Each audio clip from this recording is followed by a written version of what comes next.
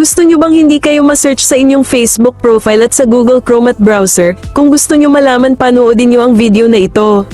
Buksan ang Facebook application at mag-login. Pindutin ang profile menu nasa taas. Pindutin ang settings. Dito sa search engine, i-type mo ang Facebook lock.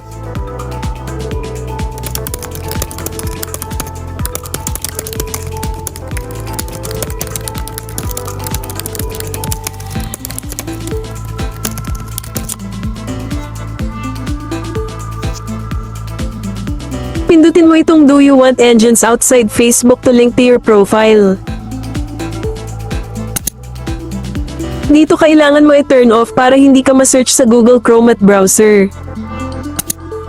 Kung nakatulong sa iyo ang video na ito, huwag kalimutan mag-follow at i-share ang video. Maraming salamat.